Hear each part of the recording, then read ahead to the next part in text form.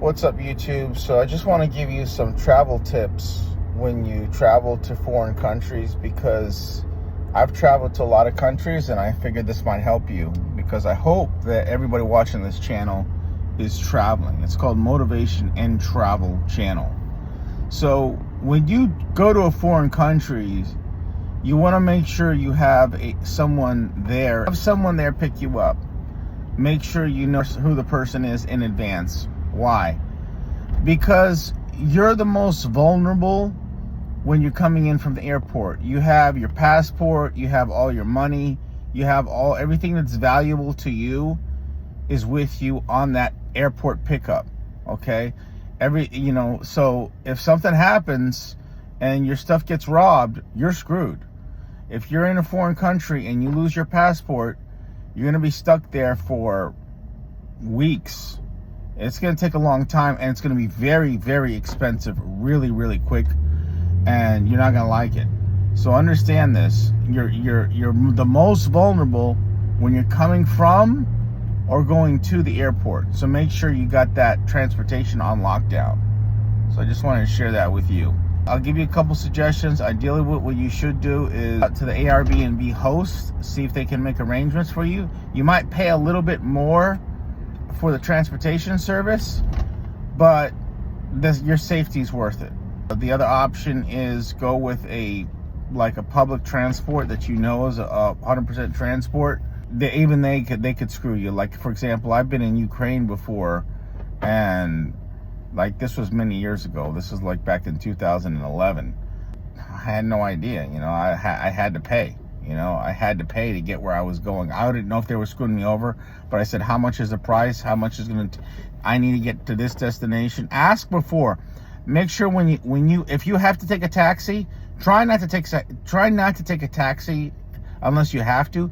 But if you take a taxi, ask them, how much is this going to cost me before you get in the cab? They will know. They have an idea. I said, well, this is the location I need to get to. Give me an idea. Yeah, how much is this going to cost? Say, give me an idea how much it's going to cost. And he'll tell you. But understand this. Know what the price is, or an idea what the price is before you get in the cab. And if you get screwed over, like I said, there's not much you can do other than the self-awareness aspect of it. Especially if you're in an African country or some of these countries to where there's really no support. If you're in Russia or something, or you're in Venezuela, or you're in like I said, in Somalia or something like that, you don't want to get in a fight and have to call the police. Somebody calling the police on you. I'll tell you what happened with me, and this happened in Ethiopia years ago. What happened was I asked a guy how much this is going to cost. It was a taxi cab driver. I said, how much is it going to cost? And he gave me a certain amount. I said, fine. I said, I agreed to pay it. He took me to my hotel. All of a sudden, the price was double from what he said. And I'm like, hey man, no, this is not the deal we had.